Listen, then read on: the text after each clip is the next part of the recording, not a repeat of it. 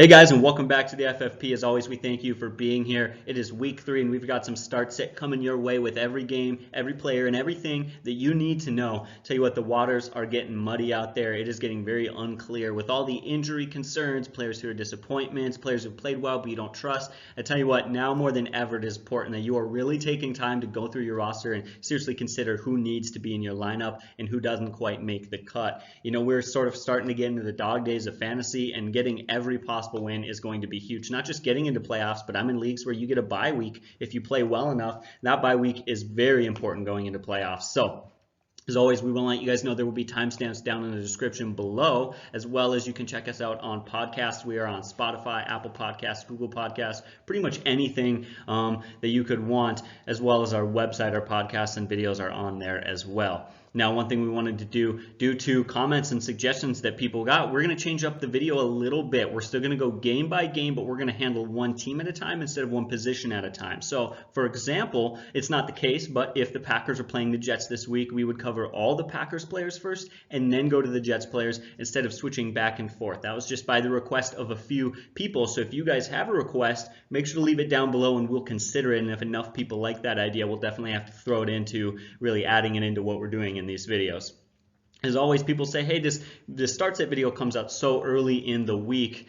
Is there any way that we could get some sort of an update? Well, yes, we're going to post a video Friday like we do every Friday from now on, and it's just going to be whatever topic we want it to be about anything, but then the second half of the video, the important part of the video, is injury updates and information that you need as far as your start sit goes. So that second half of that video is really important to get that last minute update on Friday, just to make sure there's nothing that we missed or nothing that happened after this video comes out. But I think that's about it. And Rob, you have the first game. Let's really save some time. Let's get rolling right into it. Now, before we get into this game, you talk about the waters being kind of muddy there and how difficult it is. You're right. There's been a lot of injuries. There's been a lot of issues with performance. We found out today, of course, that Daniel Jones will be getting his start versus for the Giants there. Eli Manning's being sat there. So a lot of weird things are happening, but yet there's a lot of clarity that's happening also in the NFL. I think at the beginning of each year, we make a lot of assumptions on, strength of schedule, defensive on-site rankings, things like that. And I think it really takes 2 to 3 weeks before we can really start to see some trends. We're seeing that now, and it's going to really help us as we make decisions and move forward. So hopefully that'll be helpful for you. We'll get to this week here. I want to talk about the quarterback for the Titans, Marcus Mariota. Is he a guy that you should play against the Jags, right? Well, he's had 4 touchdowns in 2 weeks. He's playing better. Hasn't thrown a pick yet. Looks good. Now, if you look at the Titans, what we said, and we're going to stick to this, that team is built on playing defense and run the ball with Henry. And so I think if you look at Marcus Mariota this year, they want to keep him healthy and become more of a game manager. I don't think he's going to have a lot of fantasy value, maybe in certain matchups. Now, you look at the Jags. They struggled week 1 against the Chiefs. But everybody's going to struggle against Pat Mahomes and the Chiefs, okay? So you can just forget that. But they rebounded last week, and they show us how good they are. That defense was actually banged up. A lot of guys missed the game for the Jags on defense there. And yet they shut down Watson, that Texans offense, quite a bit there. So they just reminded how good that Jags defense can be. Also, the Titans defense is good. So you look at this matchup here, the Titans versus the Jags. That could be, I would call like a low-scoring affair, defensive battle. And so for me, you got to sit Marcus Mariota in this one. Let's look at Derrick Henry. Anything you want to say about Marcus Mariota there? No, I got nothing to add. All right. So Derrick Henry, I think it's going to be a tougher matchup versus the Jags in this one, but true to form in their preseason. Coach came out and said, we're going to be giving the ball often. We're going to rely on him, and they're sticking to Henry. They really stick to the game plan there. He's been great so far. In fact, we talked about last year, the first 12 games, he wasn't very good. Last 4 games, Derrick Henry looked great. What we're going to get this year? Well, you know what we're getting this year? The last 4 games of last year, he's been really good. 4.9 yards per carry. I think he's finally fulfilling his potential in that offense. He's got 3 touchdowns in 2 weeks. And then last year, his breakout game was versus the Jags. He went 238 yards and 4 touchdowns. So you got to start him in this one there. Now, what I want to caution you guys, I know that he had a catch this year, went for 75 yards and a touchdown. But just mark my words, whatever you might think about this, we'll see at the end of the look at the numbers. Numbers never lie, right? This guy is not a guy that you can rely to be a big part of the passing game. He's a good back, undoubtedly, but he doesn't have great hands. So for me, he's got lower values in PPRs, but higher value in standards. I would start him as a running back too. Said Deion Lewis right now, he's got no value at all. A.J. Brown came back down to earth. Now, he did have some injuries, dealing with kind of a knee injury there. He was limited at practice. That might have been, or might explain why he didn't have a huge game there.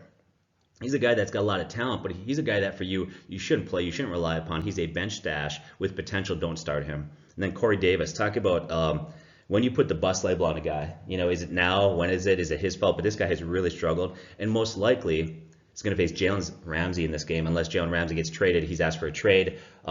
Between now and Sunday, we'll see if that happens, but I would assume at this point that Corey Davis is going to face Jalen Ramsey. That is not good. Even if Ramsey was gone, Davis is nothing more than a wide receiver 4. I would sit him.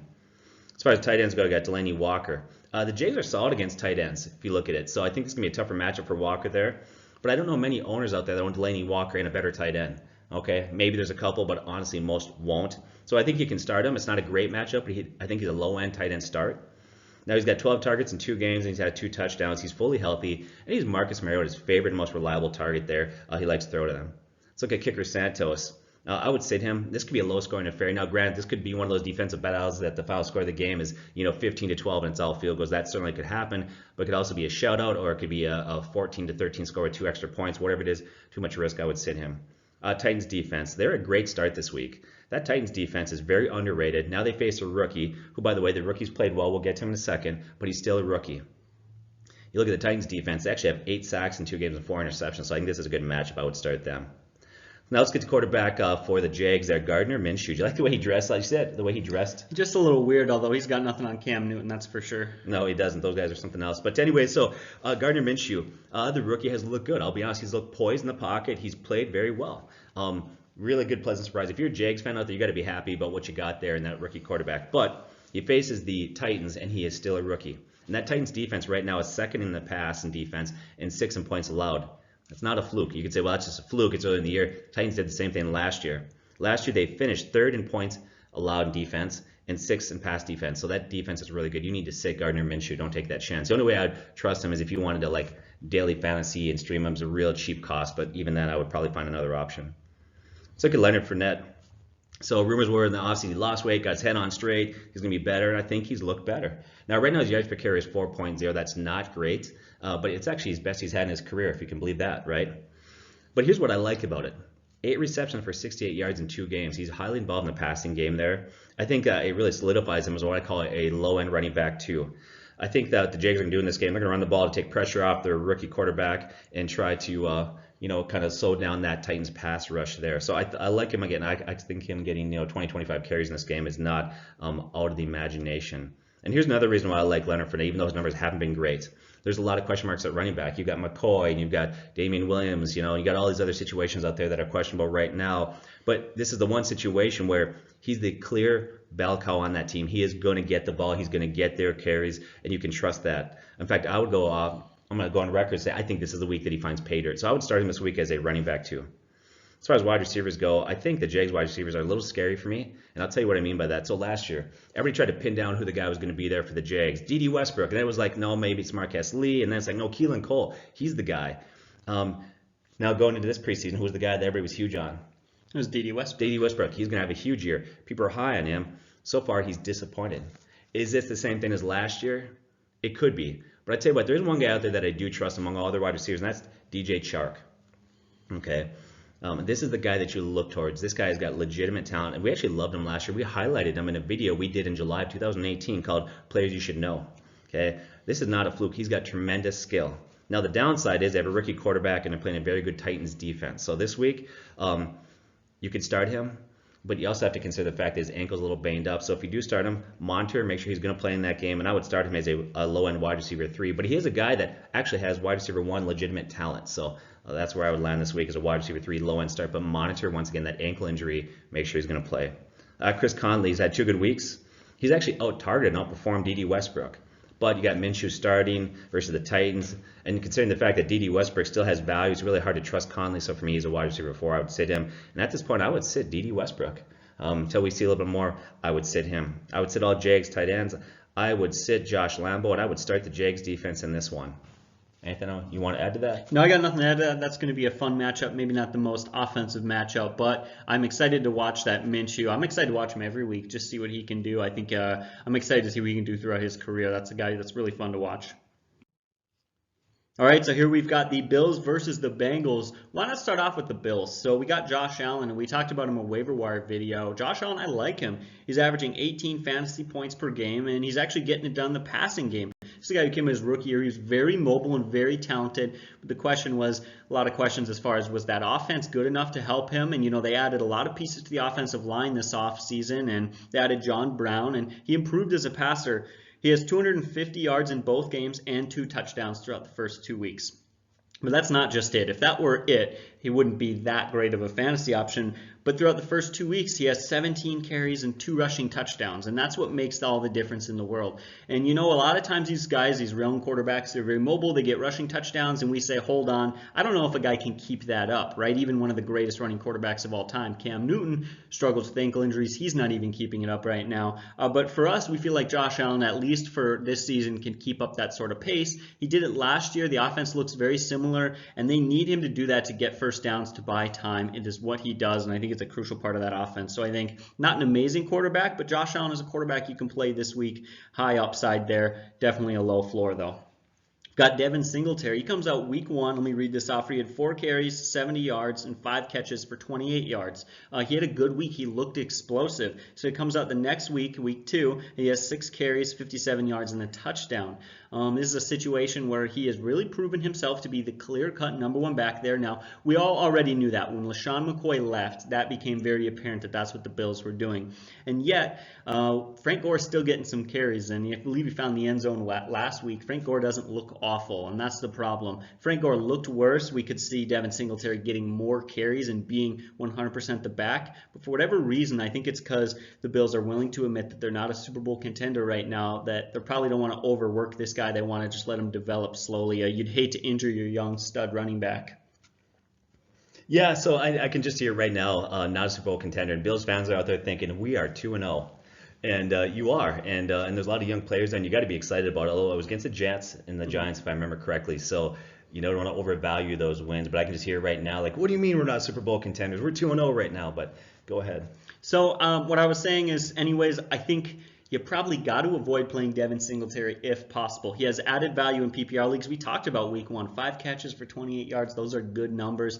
But if you can avoid it, I try to play someone else this week simply because I think this could be a low-scoring game. I like the Bills as a whole, but again, are they going to lean on him? Obviously, I think you should sit Frank Gore. That seems fairly obvious to me.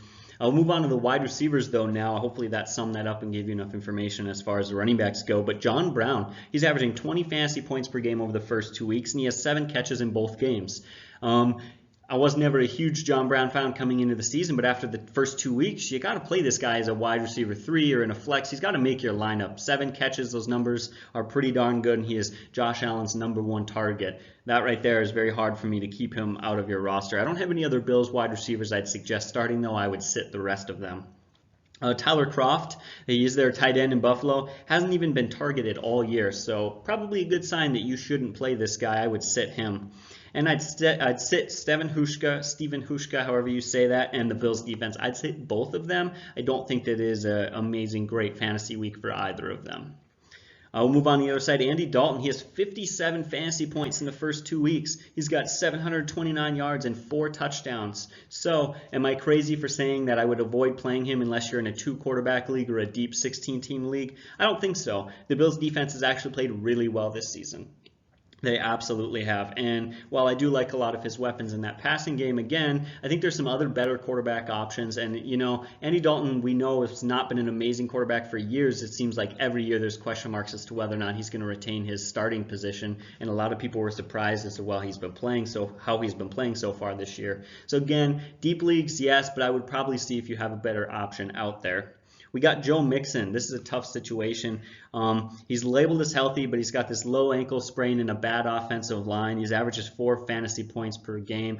So, even if he's playing, you've just got so many concerns there. It's a really bad situation for Joe Mixon fans. This is definitely a situation where if he plays, I have a hard time saying sit him. Am I right? I mean, Joe Mixon's in there. He's such a good back. And yet you definitely have to lower your expectations. And I would quite honestly expect, if I were Joe Mixon personally, I'd milk that injury and I'd stay out another week. But that's just me. You're giving me a look. Well, I'm just saying that's why you're not in the NFL, and he is. But I think you're right. It's very difficult. He has struggled undoubtedly. Yet, going back to what we talked about with Leonard Fournette, he's the clear lead back there, so he's going to get the carries. Yeah, I agree. I think you're in a difficult position. I actually have Mixon, and it's hard to sit the guy. It's equally hard to start him too. It's very difficult. I like what you said there. If you do start him, you got to really lower your expectations. Although he did start last year a little bit slow, and then he picked it up. Could that happen again this year? I hope so, because I own him in 2 leagues. It certainly could. You know what? That's what the comments are for. That's why we try to answer questions, because I can't say start him, I can't say sit him. That really depends if you have the option. Do you have the talent? But let's move on to the wide receivers. Guys, you got to play Tyler Boyd. He's got 21 targets and 18 catches in the first 2 weeks. How are you going to sit this guy? And you know what? John Ross is looking like another guy you have to start. He's got 270 yards and 3 touchdowns to start the season. He has been electric. He's been phenomenal. It's weird. I'm really surprised to see a guy who, and he's a first-round pick, but he was a guy that coming in this season people didn't love, and he really took advantage of that A.J. Green injury. So I do think you play him, although I don't quite expect 270 yards and 3 touchdowns over 2 weeks pace to continue. I'd expect that to slow down a bit, but I still think he definitely finds his way in a lot of lineups. They get their tight end, CJ Uzomah. I think you sit him. I would sit Randy Bullock and the Bengals defense. I don't think this is going to be a great matchup. Uzomah is not a great tight end. Bullock is not a great kicker, and the Bengals don't have a great defense. And so I imagine that Bills playing good defense, run the ball out. I don't think there's a lot of points for those 3 to be had. And that about wraps up the Bills versus the Bengals game. Now let's talk about the Dolphins versus the Cowboys. Let's start with the Dolphins players there. It'll save you all a lot of time. Okay, this team is historically bad, and they're going to get worse, but that's possible. They just traded away one of their better defensive players. Fitzpatrick is now gone. Sounds like Drake is on the trading block. The only guy that could even maybe consider having would be Preston Williams. He'd be on your bench in a dynasty league as a wide receiver 4. Maybe just the hope that he develops. But we had some comments that even talking about the Dolphins players just gets people to leave your site. So yeah, apparently unsubscribe if you mention the Dolphins players. Yeah. But one thing, there's a lot of kind of negativity for the Dolphins fans right now. I just want to reach out to you guys and say trust the process. I would not trust the process. This is bad, but I like you're optimistic. So we want to hear from you regarding, once again, don't start any of the Dolphins on this team, but I do want to hear from you regarding the Dolphins. Will they be considered one of the worst teams ever when this year is done? And what are you saying the odds are that they go 0-16? Once again, make a comment. We want to hear what you guys think. Let's get to Dallas there. Dak Prescott. Start, obviously, that's a no-brainer. He's looked really good. And now they will be without Michael Gallup for 2 to 4 weeks. He's going to undergo arthroscopic surgery on his knee to kind of trim a meniscus there. It doesn't matter. Even with him out, you still need to start Dak Prescott. 7 touchdowns in 2 weeks. He's averaged 35 fantasy points per game. Now against a very bad team and a bad defense that arguably lost their best corner in Fitzpatrick. So that defense just got worse. Now the downside of this matchup with Dak Prescott is it could be a blowout, and he may not need to throw the ball much in the second half. He has a great floor in this game, but a lower ceiling because of that. Go to Ezekiel Elliott. Start him. He's got 2 touchdowns in 2 weeks. Now remember, he missed the preseason. Now in week 2, he looked better than week 1 as he's getting himself into playing shape. It doesn't matter. This guy is so good. He's a stud running back 1. You start him every week. In fact, the last 3 years, he has led all running backs in rushing yards per game. He's just a phenomenal back. Probably the best pure runner in the game right now, hands down in my estimation. Now, the one concern I have about Ezekiel Elliott is, once again, this could be a blowout. There actually is a likelihood in this game he could actually get out-carried by Pollard. As they rest their starters and give some of their players time to develop on that field. Let's look at Tony Pollard. I actually think he's worth a start if you're, for example, in daily fantasy. He'd be very cheap play. Or if you're in a very deep league, let's say 16 teams or larger as a flex, I think he's a guy that could get 10 to 15 carries in this game and could surprise you. As far as wide receivers go, there's Devin Smith with Michael Gallup out. He's a guy that you could play in a blowout, but he's very risky too. He's a wide receiver 4. I call him a sneaky bubble play in this one, but I would still probably avoid Devin Smith, even though he could get a lot of targets in this game. Just too much question mark there. Amari Cooper start. Got 2 TDs in 2 weeks. Dak's playing great. The number 1 cornerback is gone. He could easily have 100 yards and 2 touchdowns and miss the entire fourth quarter. It wouldn't matter. I think he's going to have some huge numbers there. The guy that I like in this one, I think is going to benefit the most from Michael Gallup being out in this blowout, I think is actually Randall Cobb. I actually like Randall Cobb in this one. I like him as a wide receiver 3.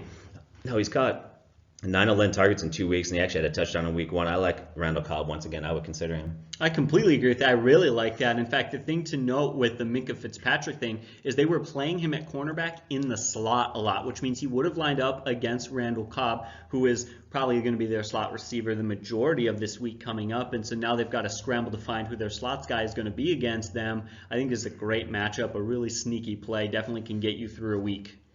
Let's get to tight end Jason Witten. Guy's lost a step, obviously not as fast as he was. Not that he was ever fast, but he's not going to have a great yards after catch, obviously. But he still has good hands. 2 touchdowns in 2 weeks.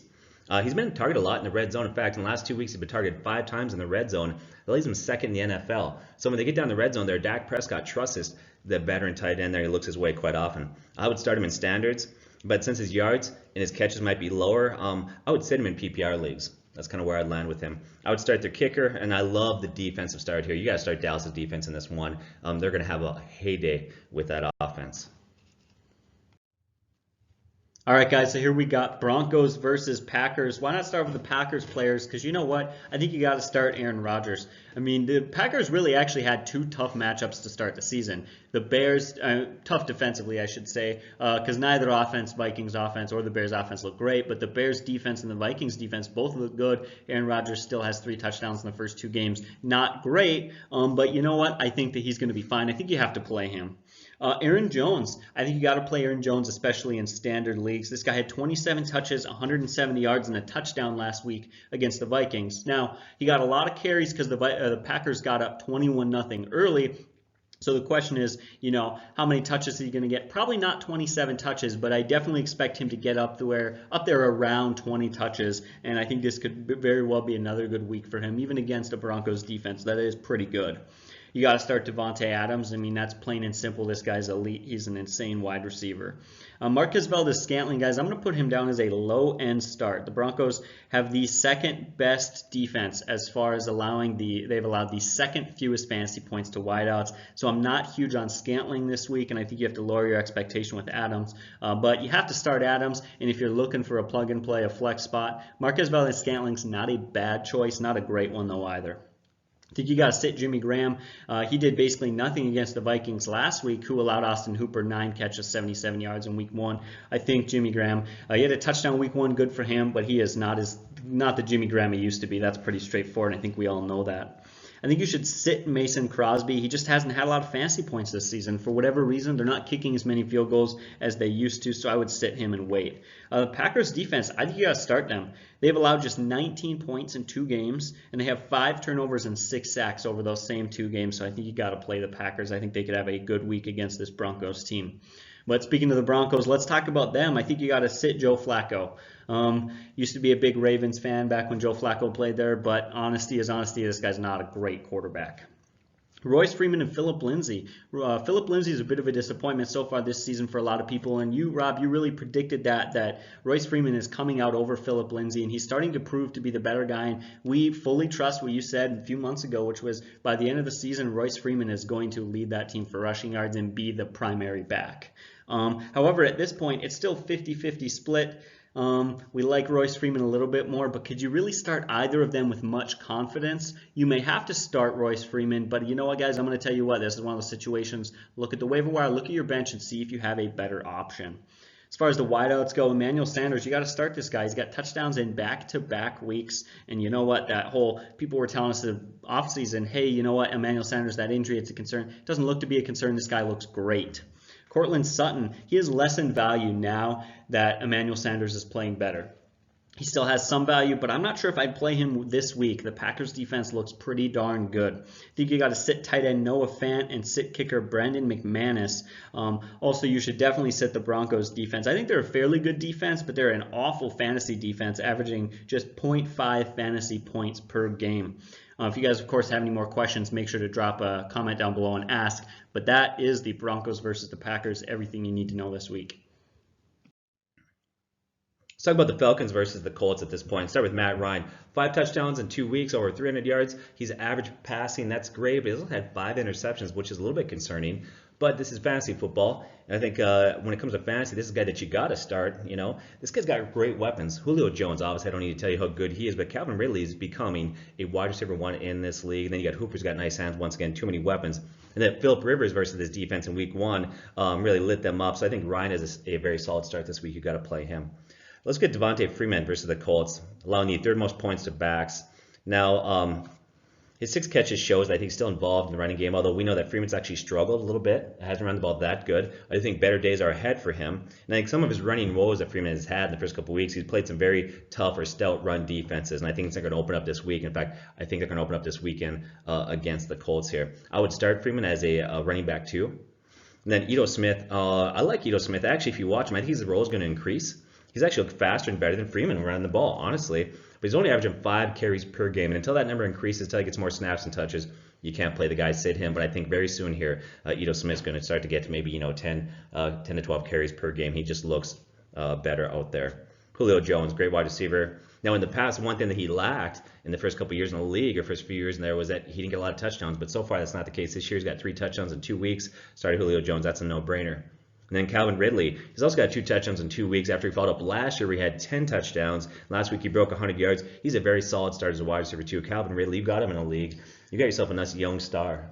Yeah, I'm really happy to have him. It's a dynasty keeper league, and this guy is just the future. This guy looks insane. And you talk about the metrics, even Julio Jones has benefited from being there. A little less attention's helped him find the end zone. But I'll let you get back to the game, continue what you're saying. Yeah, if you look at last year, actually, in the year, Julio Jones didn't have a touchdown at all, but then I think he had 8 in the last 9 games or something like that. Down the stretch, he had quite a few, and I think a lot of that was Calvin Ridley opening things up for him, and that's carried over into this year, and that's what you're alluding to, right? Absolutely. Austin Hooper, I would sit in standards. I would call him a low-end start in PPR leagues. He does have good hands, so he'll have a volume of catches at times.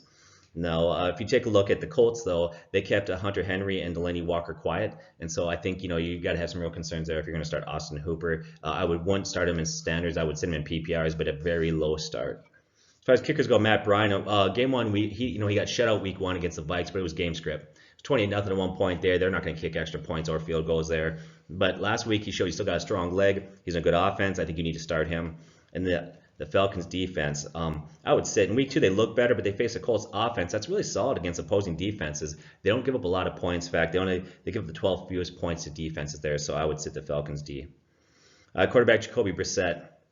He's no Andrew Luck. We knew he wouldn't be, but he's been good. With that said, the one thing I'm concerned, he's only averaged 168 passing yards per game in the first 2 games there, but he's had 5 touchdown passes, which are very solid. Now, I think for him, Atlanta's going to be a better matchup there, but I also think there are better quarterbacks that you can go to. So if you've got to turn to this guy, if you're desperate to do it, I hope you have better options there. Once again, I think he's a decent play. I don't think he's a great play there. He's got what I would call a safe floor, but a much lower ceiling. Marlon Mack. So Marlon Mack has a huge week 1. He comes back down to earth after destroying the Chargers' run defense. Well, last week he came back down to earth, but it was versus the Titans. Like we have said, and we've said often, the Titans' defense is underrated. They're very good. They're very good against the run. This week he's going to rebound. I think he's going to have a big week there. In fact, he's going to be playing a defense that Dalvin Cook shredded in week 1. And so I would start Marlon Mack as a running back too and feel very good about that matchup. T.Y. Hilton. I think with Brissett's lower yards, I think it's also going to lower T.Y. Hilton's yards there. Yet he's still got 3 touchdowns in 2 weeks. And this is Atlanta that was exposed by the Eagles' 3rd wide receiver, right? Sean Jackson goes out, Alshon Jeffrey goes out, here comes Nelson Aguilar, and Nelson Aguilar goes out and has a huge game.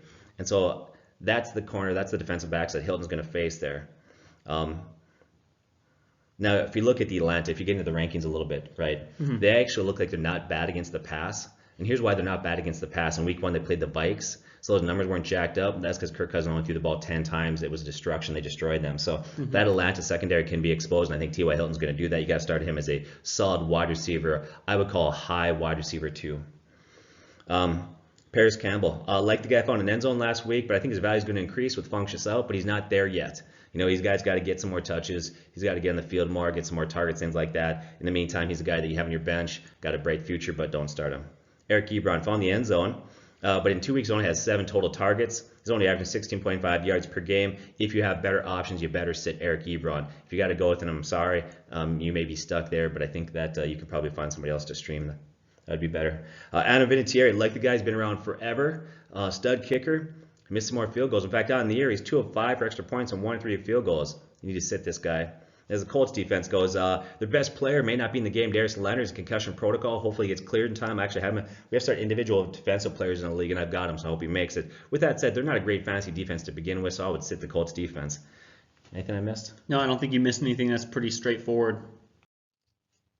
All right, guys, so we got the Chiefs versus the Ravens. I'm excited to watch this. This is real fire and ice, hot, cold, yin versus yang. What's going to win? I think we got some really good coaches on both sides. We've got this electric Chiefs offense. I got really solid Baltimore defense. Of course, I think the Chiefs have improved their defense this year a little bit, and the Ravens have notably improved their offense. But this is going to be fun to watch just to see how this goes and what happens to both teams. Of course, you got to play Pat Mahomes. This guy seems matchup-proof so far in his career. I mean, he's been insane insane. He's been electric. So we'll move on now to the running backs, LaShawn McCoy and Damian Williams. This situation makes me very uncomfortable. Rob, in a second, I'll ask you for your opinion on this. They're both banged up. They're both questionable heading into this week. Both reports have said that it is not serious, but at the same time, you got to be nervous against a tough defense, running backs splitting time on the field, splitting carries, not looking completely healthy, both questionable.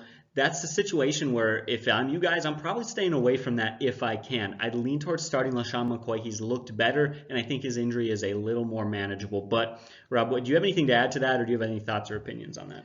Yeah, the whole thing's scary right now. What we need in that situation is somebody to be out for a while, honestly, to clarify it. I think maybe you'll have more on Friday. We'll have more news as far as the injuries go. My concern is that they all three play, including Darren Thompson.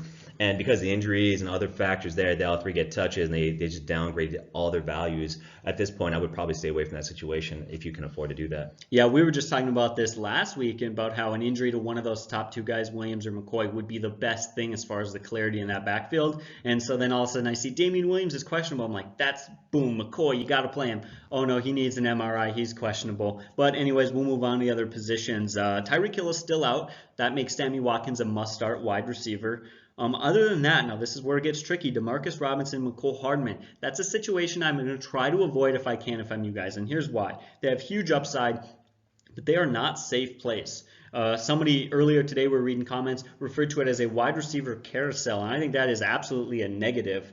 You know what? Yeah, Mecole Hardman could have a huge day. Demarcus Robinson could have a huge day. Anyone in that offense could have a huge day, but can you guarantee that Hardman or Robinson is going to have a huge day? No.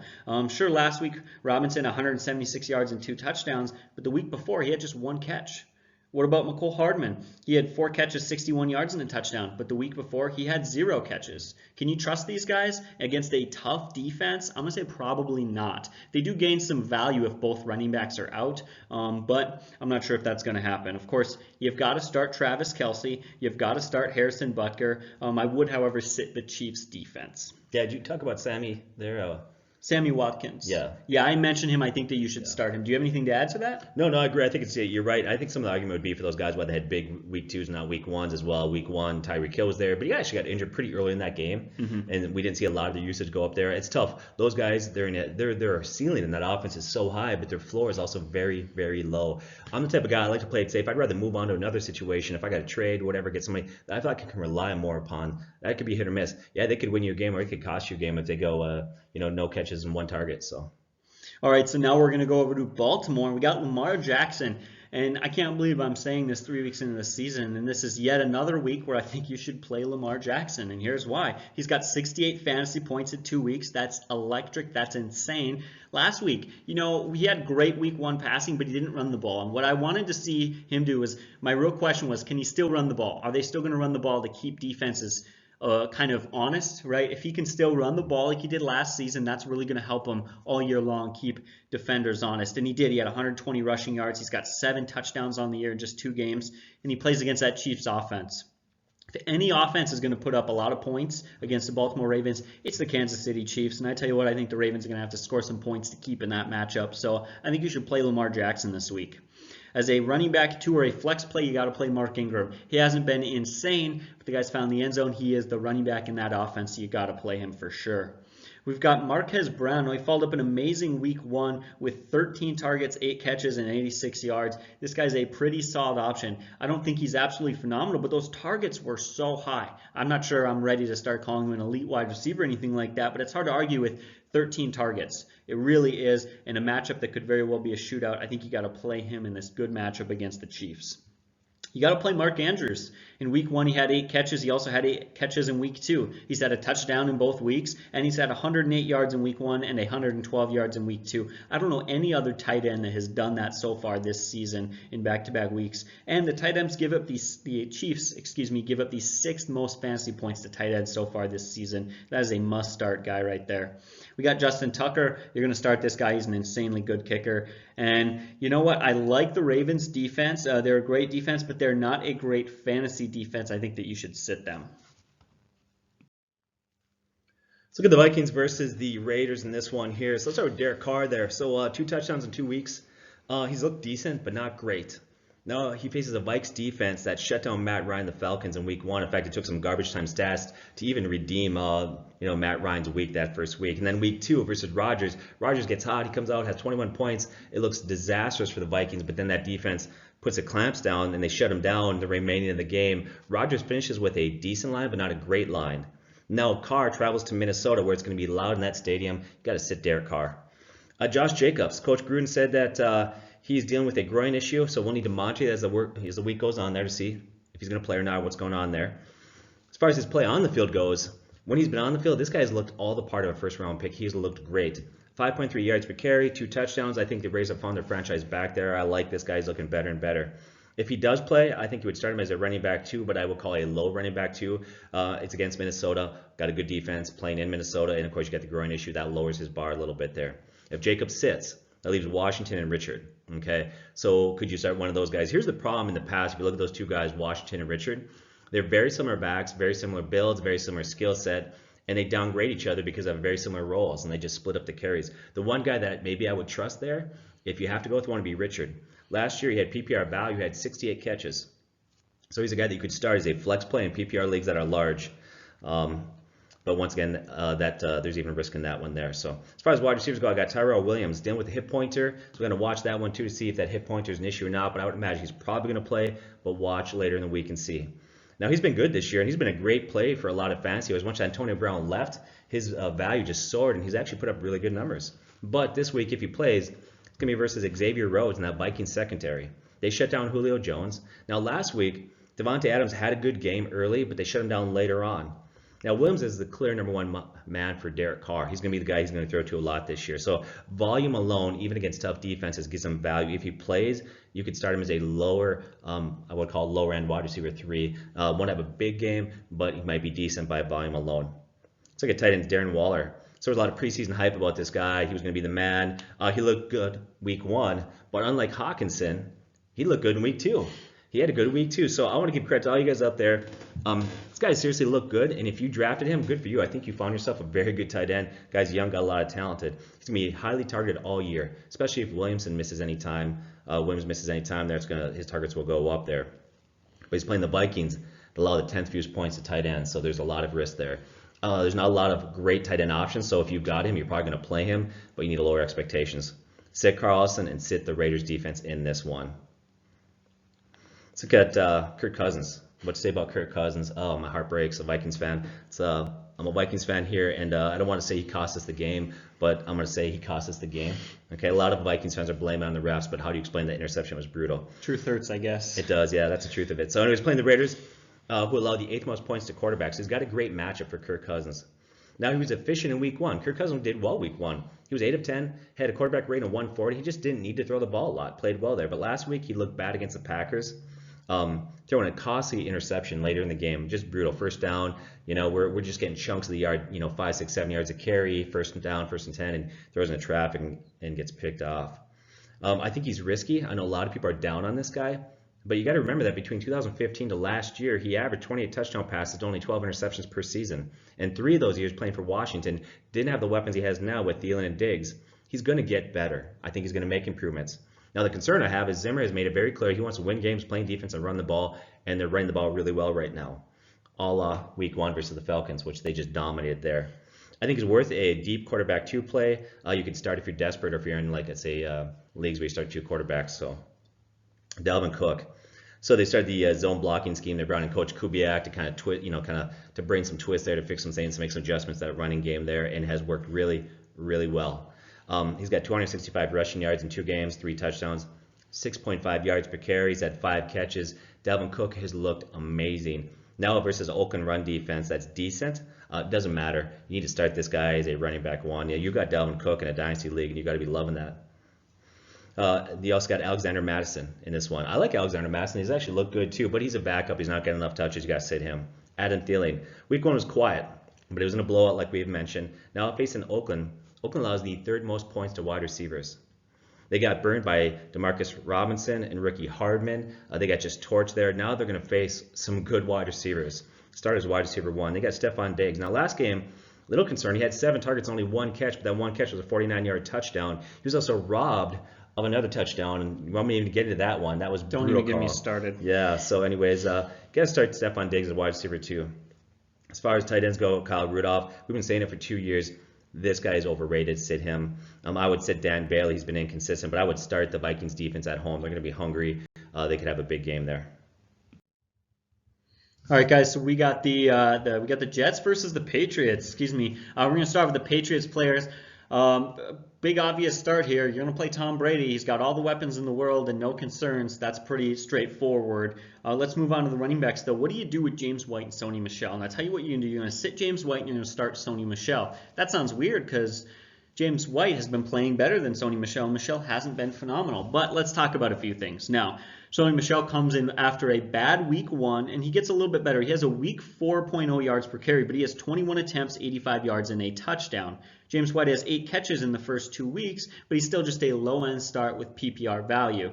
And here's why. Sam Darnold is out. Trevor Siemian is out for the Jets. The Jets offense looks awful. I think this is just another easy week for the Patriots, going to beat up on another bad team. And just like they did last week, they're going to lean on their running game. They're going to lean on Sony Michel, not because they love Sony Michel, but when you're up big, you've got to keep James White healthy. That guy has been electric for them, not all season long, not just last season, in the playoffs as well. This guy is going to continue to be really one of the biggest and most key parts of that offense. So I expect another 21 carries, one of those big sort of weeks from Sony Michel as far as having a lot of touches. I don't love him as a running back. The production there isn't amazing, but volume-wise in an easy matchup versus the Jets. Like I said, I think you should probably avoid sitting James White if you can. He's PPR specific. He doesn't see a whole lot of carries or touches in these big blowout games, and so I think you should avoid that.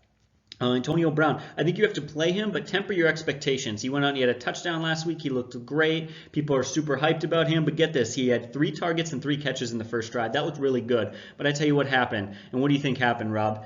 Defenses noticed. Defenses caught on. And after that first drive, he had 5 targets and just 1 catch in those previous 5 targets. Also, I don't know how many targets he's going to get. I think part of last week, his 8 targets, I think part of getting so many targets his first game there was the fact that the Patriots were in an easy game and they wanted to see what kind of wide receiver they had. They wanted to see who Antonio Brown could be for them. And so I think that he's not going to be able to explode for 100 yards and 2 touchdowns. That's not going to be what he's going to be in that system. I think you should sit Josh Gordon. Josh Gordon, he has 5 catches in 2 weeks. That is awful. Julian Edelman, this guy's a low-end PPR play only. He has 15 targets, 2 carries, and 1 pass. That just tells you, like, as much as it's fun to watch wide receivers throw these fun trick play passes and to see wide receivers come sweep runs, when your wide receivers throwing balls and getting carries, it tells you they probably don't consider him much of a serious wide receiver as they're using him gimmicks and trick plays to just try to get first downs and move the ball forward. And they don't see him as a legitimate number 1. I think you should sit tight end Matt Lacoste, I think you absolutely have to start Stephen Gostkowski, and you've got to start the Patriots defense. They allowed 3 points to Pittsburgh 2 weeks ago, and then last week they had a shutout. That is 1.5 points allowed so far on the season. This defense has been insane, so I definitely think you have to start them. Well, we go back to last year with that defense. It's not just their schedule, who they played. You go back to last year, I think it's last 12 or 13 games that they faced minus Pat Mahomes. That defense was allowing about 11 points per game.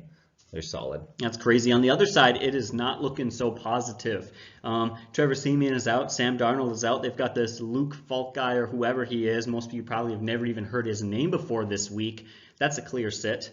Le'Veon Bell, this guy, you have to start him in PPR leagues. He had 10 catches last week. You have to start him, but you have to be almost a little unhappy with it. It's one of those situations where you'd be dumb to not play him, but you're going to be disappointed if you play him. I don't know what to say about that. What are you going to do? Do you have a better running back than Le'Veon Bell? I really doubt it. But at the same time, not going to be a great week. This is going to be rough. I think his stat line could shape up very much like David Johnson's last year. The offense struggled. He was still volume play and then up top 15 in scoring, but his yards per carry weren't very good. He wasn't very efficient, but he still put up numbers. I think Le'Veon Bell do the same thing, but yeah, his touchdowns are going to go down, not getting that many red zone carries. Yeah, it is what it is. If you thought Le'Veon Bell would be the guy that he was in Pittsburgh, well, that's simply not going to be the case.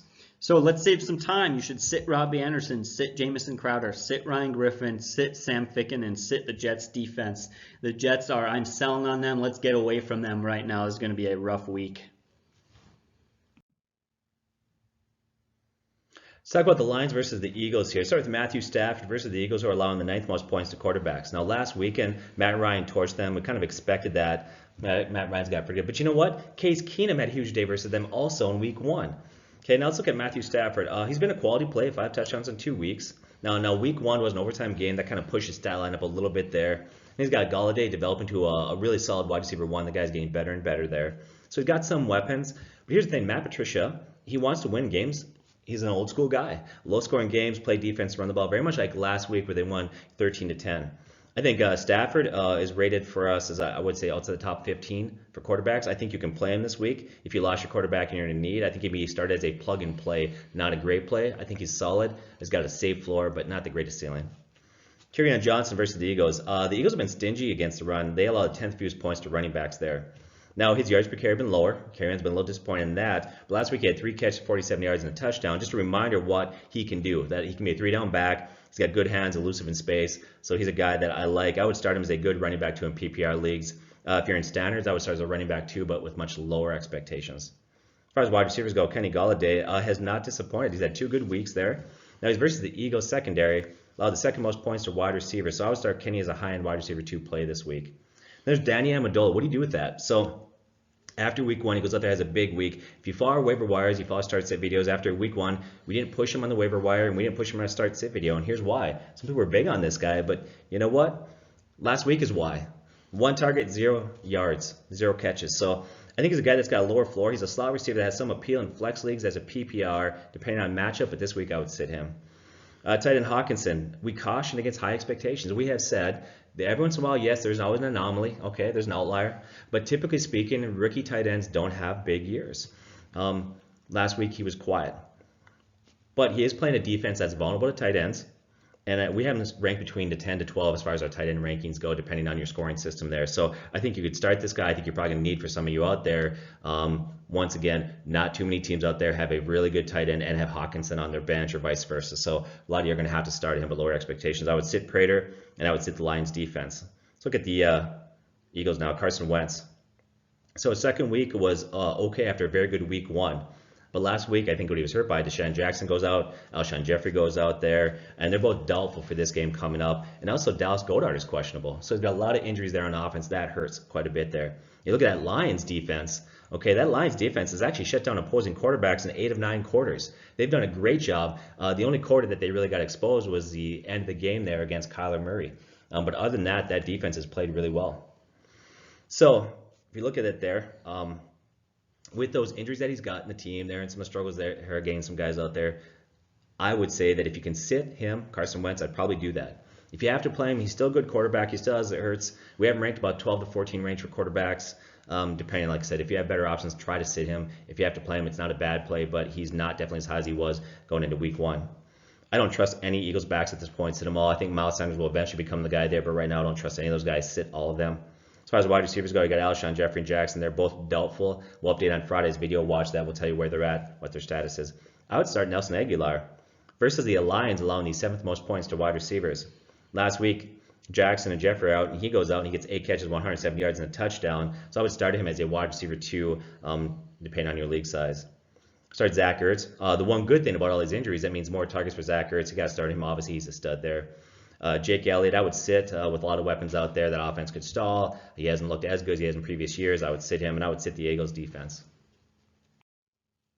All right, so we've got the Panthers versus the Cardinals. Let's start off with the Panthers because really the big elephant in the room, the big question is Cam Newton re-injuring his ankle? He is questionable for this week, and this is an interesting situation because typically when quarterbacks are labeled as questionable, they typically play, right?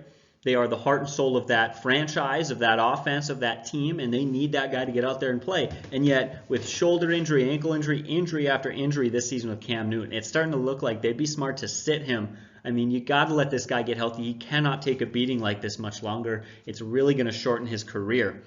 Now, I'm going to get into briefly which players to start and sit and a lot of things for the Panthers, but this is going to come down to check in on our Friday video where we're going to update you when we have a better idea of what's going on with Cam Newton. Until then, there's not a whole lot that I can say, but I'm going to say a few things. No matter what happens, you're playing Christian McCaffrey. That much is obvious. DJ Moore, I say if Cam plays, you play DJ Moore as a low-end wide receiver 2. if Cam Newton does not play, I think you have to sit him. That's a very situation, I guess, that makes me anxious. Curtis Samuel, I think you got to sit him. That offense looks pretty rough right now, especially if Cam Newton does not play. Again, things change if Cam Newton plays. Greg Olsen, start if Cam Newton plays, sit if not. Joey Sly, a lot of people don't know this. Kicker for the Panthers, Joey Sly, is actually leading all kickers in fantasy points. So I think you got to play this. You almost have to play him either way because I don't think the Cardinals are a good defense, and I think a lot of field goals are expected. I think McCaffrey is good, going to carry that offense a bit. It's hard to sit this guy as the #1 fantasy kicker right now. Yeah. As far as Cam Newton goes, you're going to update on Friday, but I would sit him regardless. And I'll tell you why. We did a breakdown. You take away his MVP season. He had that one great season. But other than that, he has not been a great quarterback in terms of passing the ball. I think he's average minus that season, 22 passing TDs per season. He's been good because of his legs, his rushing touchdowns. You take that away, he's an average quarterback, right? What gives him his value is the ability to run the ball. In the first 2 games, he had minus 2 yards. So even if he does play, he's not going to be 100%. So in fantasy terms, I don't know how you could trust him, but I think him playing is important for the rest of the guys that you had mentioned. Absolutely. I love that you kind of said that. This idea of we're not going to let you, I don't think you should play Cam Newton either way, but whether or not he plays impacts the value of other guys, especially a guy like DJ Moore. I think the Panthers are a low-end play because I don't trust that Cardinals offense. Kyler Murray's looked good, but he's still a rookie, and they've looked good. I mean, look at what they did against the Rams, I believe, in week 1. So they actually looked at Panthers defense looks to be pretty solid. They're a low-end start. Week 1 was against the Lions. Yeah, excuse me. Lions, yeah. I meant the Panthers. Oh, I'm sorry. Yeah, That mixed up. the Panthers defense. Sorry. It's been a long day. Good. It has been a long day. We still have to eat dinner. But anyways, let's move on. We got to go to the Cardinals side. Yeah, we're pathetic. Yeah. Anyways, we'll go to the Cardinals now. Kyler Murray. I'm going to say sit him again. I think that Panthers defense is a little bit underrated. So we go to the running backs now. David Johnson, you got to play him. He played well last week. Found the end zone even against a tough Ravens defense. That's a really good sign for this season. I think that Christian Kirk and Larry Fitzgerald are both low-end plays. I think Christian Kirk is a low wide receiver 2, maybe a mid wide receiver 2, and Larry Fitzgerald is a low wide receiver 3, barely going to fit into a couple of lineups there this week. If Kyler Murray can continue to throw for over 300 yards like he has at the beginning of his career so far, that bodes very well for those two. Of course, we know Larry Fitzgerald's good, and we know Christian Kirk has all the talent in the world. They've finally been waiting for their quarterback, and maybe they have it. As far as the rest of the Cardinals go, I don't trust their tight end, their kicker, or their defense. I would sit all 3 of them. And that about rounds us out here for the Panthers versus Cardinals matchup. Talk about the Giants versus the Bucs in this one here. Let's start from the big one, big news out there. Daniel Jones starting for Eli Manning. You know what? Eli Manning, good career, 2 Super Bowls. Yeah, I think it was time. In fact, I want to hear that from you guys. Is it time to make that switch? I think it is. I think for the last couple of years, Eli has struggled there. I think that Jones is talented and poised for a big game versus the Bucs, but we need a prove-it game. And here's the other thing. The Bucs defense has actually looked better than the last couple of years. Let's wait and see what Jones does week 1. Saquon Barkley, don't even tell you, it doesn't matter who he plays. You need to play. You can play the 85 Bears defense. You're going to play Saquon Barkley. So I would sit all the Giants wide receivers except Sterling Shepard. Now, Sterling Shepard missed last game. He was in concussion protocol, didn't get cleared. I would imagine he's going to get cleared this week. If he does, I would start him as a wide receiver 3. Evan Ingram versus Tampa Bay, allowing the 7th most points to tight ends. This is a high-brand tight end. This guy is so talented there. I can't wait to see what he's going to do with Jones at quarterback there. He's going to have a great year, start to stud. As far as kicker Rosas goes, he's a kicker with upside, but the offense needs to improve. I would sit him, and I would sit the Giants defense. Now let's look at Jameis Winston. Man, it's easy to hate on this guy, I know, but put your emotions aside. We always say the biggest mistakes we make in fantasy is let our emotions get in the way. He's playing the Giants allowing the 3rd most points to quarterbacks. That D is bad. In week 2, Winston looked better. Cut down his turnovers, looked more efficient. The reason why I like Winston and why I'm still willing to take a look at this guy is his wide receivers. Godwin and Evans are both wide receiver 1s. In fact, we said earlier in the year that Evans came out and said that Godwin is just as good as I am. He's pushing me to be the #1 guy. We see that these guys are very, very good. So Winston's a sleeper play. I think if you need to start a wide receiver or a quarterback, if you're desperate, you can look his way. No, he's not reliable, but we actually have him top 12 quarterback this week. We're going to go out there on a limb and say start Winston. Barber, Jones, running backs there. Coach said we're going to go with the hot hand. We'll see who it is. And you know what? He's really held to that. Early on, they tried to get Jones the ball carry. He didn't look effective. Barber took over, got a ton of carries. It's really hard to trust week to week either one of those guys. I think Barber's more reliable, but he's got a limited talent and floor in that. So right now, I think that Barber is a wide receiver, what I call a running back 3, and Jones is a running back 4. Sitting both is preferred. If you have to play one, Barber has more value in standards. Barber has much, much less value in PPRs. As far as wide receivers, you got Mike Evans and Chris Godwin. Start them both. It's a no-brainer. They're both great guys. They got a great matchup. Start both of those guys, and rest assured they're going to be just fine. Now this one's tricky. O.J. Howard. He's killing me because I got him in a league. 0 targets last week. That's scary. But the guy's still got a high ceiling. He still has a lot of talent. If you have better options, sit him. But how many people out there, once again, have Howard, another good tight end out there? So here's something to consider. If you don't have better options, don't sit this guy that's got upside and talent to go pick up a guy that's simply a plug and play. He's got too high and too much talent to give up on him in week 3. So I would play him unless you have a more viable, clear option out there. I hope he turns it around. I hope he does. In fact, you know what I think the worst case scenario is, and I have a feeling this is going to happen this week. Poor O.J. Howard owners, he's going to have a mediocre week. He's going to have a few catches, 70 to 80 yards, and maybe not quite find the end zone. And then you're going to be left for another week wondering whether or not you can trust this guy. You almost want this guy to go down with an injury or something, just be done with the situation. I remember when I first came in years ago playing fantasy, there's always like the CJ Spiller situation where we just kept waiting for him to become the guy in Buffalo and kept waiting. It just never happened. The worst thing you can do is let this guy be dead weight on your bench all season. Of course, I just advise someone, though, you still have to give it another week or two. But yeah, it's really an uncomfortable spot, sort of a nightmare situation you do not want to be in. I would say start Matt Gay. That's my advice in this one. And the Bucs defense have scored 9 and 12 points first 2 weeks. Now they face a rookie. They have some sleeper appeal. Their defensive rankings about 13 to 16, depending on your scoring.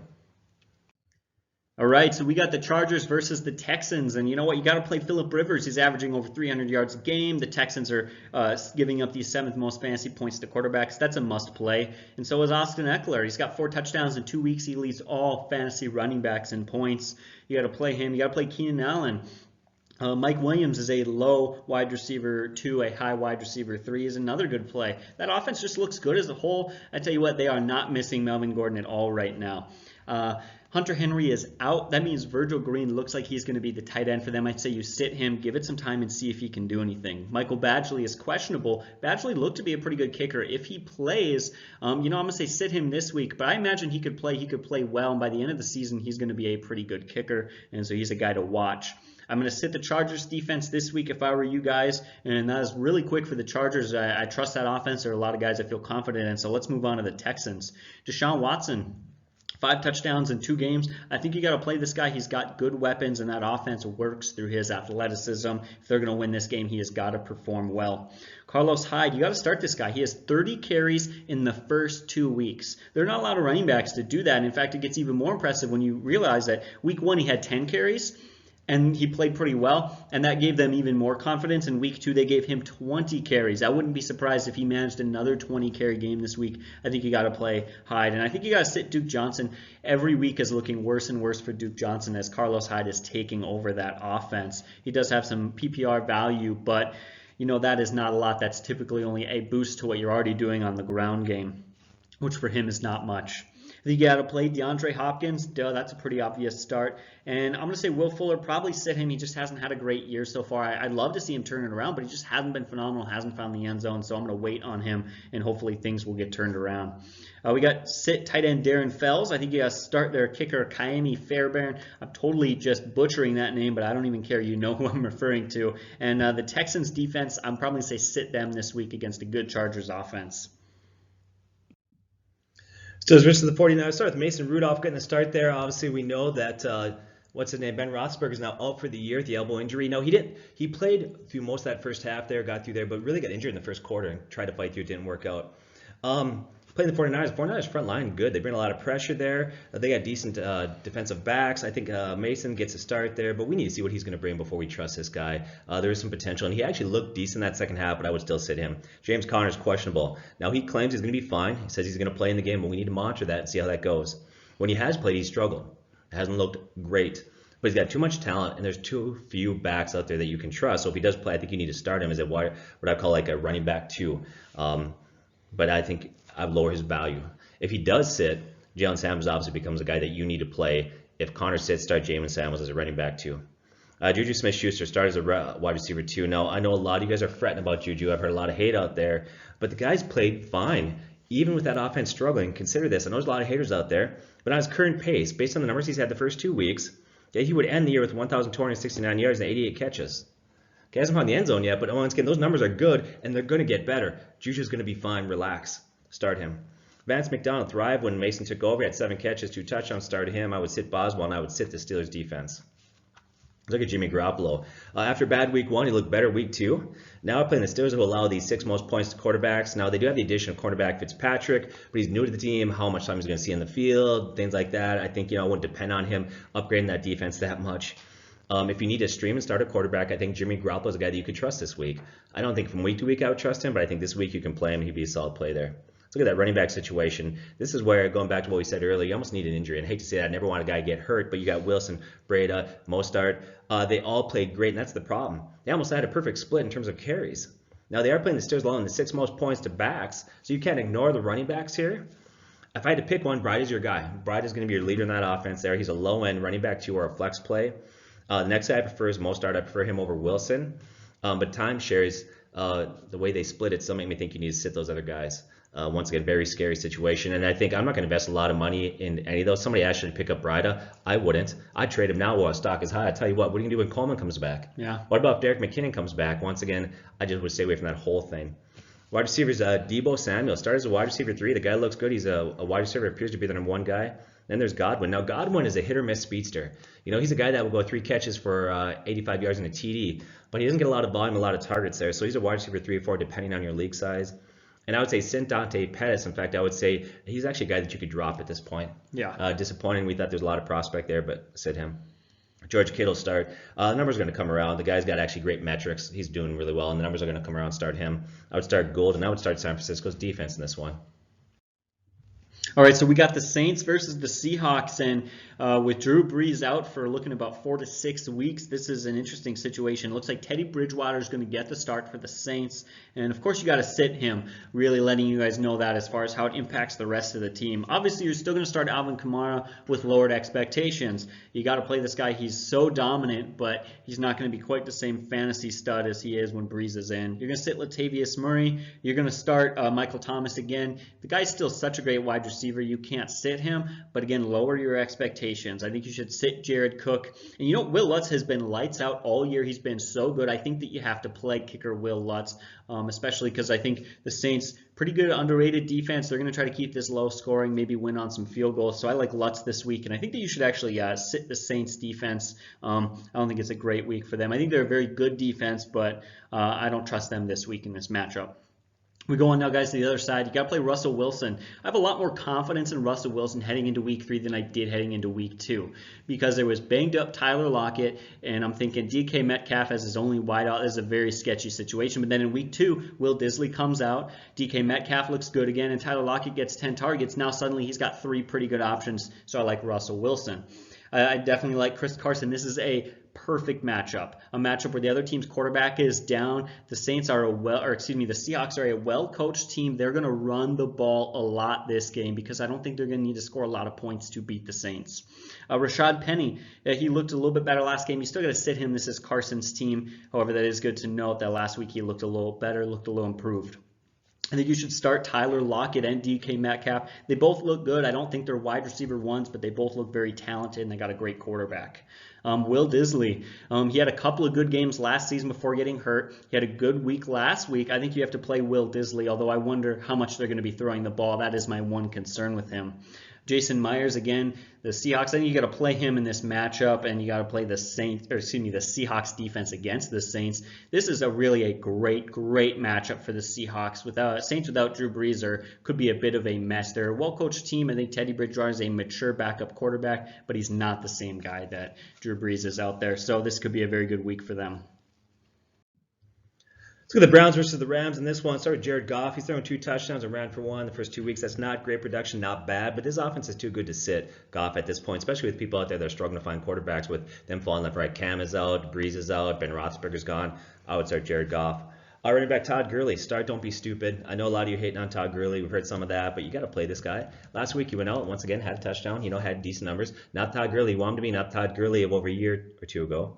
Malcolm Brown, we cautioned you last week. I love it because people love to hate on our stuff, but you don't come back often when we were right and say, hey, we were right. We said, hey, be careful of the Malcolm Brown hype, and a lot of owners got burned last week. I would not start Brown unless 2 things happen. 1, you're playing a team like the Dolphins that's going to be a blowout, or if Todd Gurley's knee starts to act up. Okay? or you're going to get what you get last week. Okay, he may vulture a couple touchdowns here and there, but you can't trust him. Wide receivers, Cooper Kupp. We said in the preseason, we've been saying it for a long time, he's their best wide receiver. Started as a high-end wide receiver 2. They got Woods and Brandon Cooks. Start with their low-end wide receiver 3. I think Brandon Cooks will draw a cornerback award. That's not good for him. In fact, if there's a guy, those wide receivers, I would say it would probably be Cooks this week. As far as tight ends go, I would sit the Rams tight ends. I would start Zerline and start the Rams defense in a decent matchup, but not a great matchup. Baker Mayfield rebounded against the Jets, although it was the Jets. So what do you say to that, right? Playing the Rams allowed the third fewest points to quarterbacks, although it was against Bridgewater and Cam Newton, who obviously wasn't 100% there. Now, that Rams offense will score enough points that I think it's going to force him to have to throw the ball to play a little catch-up in this game, so I think that's good. I think you can play Baker Mayfield in this one. Let's go to some of those other guys there. Let's talk about Nick Chubb, right? This guy is so good. He's a must-start every week. The guy's a stud. Odell Beckham, started him every week. That's a no-brainer. All it takes for him in one play to turn a whole game around like he did in that game last night. You know, the little slant pattern goes, 89 yards for a touchdown, wherever it is. That's what he does. He looks good. Jarvis Landry, I'd sit him. The Rams allow the third fewest points to wide receivers. So I would say he's a wide receiver 4. Now that Odell Beckham is there, and now they have Nick Chubb running the ball so well, it just really devalues Jarvis Landry quite a bit. There's a lot of games where he's not even going to be worth playing. David Njoku had a concussion. He left. You need to monitor that this week and see what happens there. Now we're playing the Rams, who are tough against tight ends. So if he does play, he's a very low-end tight end play. There's a lot of risk there. I'd sit Seabert, the kicker, and I would sit the Browns defense this week. All right, so we got the Bears versus the Redskins. This is really going to be a really telling one for the Bears, who've struggled a little bit this season, that's for sure. Barely pulled that game out against the Broncos due to a really amazing kick. But let's get into it. We're just talking about the Bears, so we'll continue with that. Mitchell Trubisky, he's not looking amazing. He looks like he's still making some rookie mistakes and some issues. I think you got to sit this guy. I really do. David Montgomery, I think he's a guy you should start. I don't think he's a running back 1, more of a running back 2 or flex play. He had 21 touches last week. He found the end zone. He's set in stone. He solidified himself 100% in my heart. This guy is the running back in Chicago. I don't know if there's even arguing it right now. He is the guy right now. As far as wide receivers go, Allen Robinson, the Redskins give up more fantasy points to wide receivers than any other team in the NFL, and Robinson has played well and is the #1 wideout for Mitchell Trubisky, so I think you have to play Robinson in this great matchup. Trey Burton, you got to sit him. Of course, you're going to start kicker Eddie. I'm going to call him Panera because I'm really hungry, but that's definitely not how you pronounce it. You haven't had dinner yet. This is angry. I'm getting desperate, people. You got to start the Bears defense. I'm going to talk about why, but the Redskins offense is far from amazing. You got to play the Bears defense. They have looked good this year. Heck, they held the Packers to just 10 points. But go on the other side, Case Keenum, you got to sit him in this tough matchup. I say you start Chris Thompson. Chris Thompson is the lead running back in that offense. He keeps himself out there on all 3 downs in the passing game, running the ball. He looks good, especially in PPR leagues. He gets that boost. And sit Adrian Peterson. He was deactivated and only got reactivated because Darius Geis went down. There's issues with him not agreeing, fighting with the staff, the Redskins staff and coaches, and that's a mess. You guys completely stay away from Adrian Peterson at this point. I think you have to start Terry McLaurin. He has touchdowns in his first 2 NFL games. What a way to start your career off. He looks so legit. The only guys who I can think of started their careers off like Terry McLaurin has are guys who turn out to be like A.J. Green or Julio Jones. Like, when you start this hot, that is a really good sign. I think really put this simply, I think you should sit Jordan Reed, Dustin Hopkins, and maybe start the Redskins defense, just because I think that is really still working out some kinks. That Bears offense is a bit of a mess, and I think the Redskins defense is slightly underrated. Could be a good week for them, but they are a risky low-end play, just to clarify that. So that, unless you have any questions, leave a comment down below, but that is my wrap-up for the Bears versus Redskins this week, and I believe that's our final game. It is.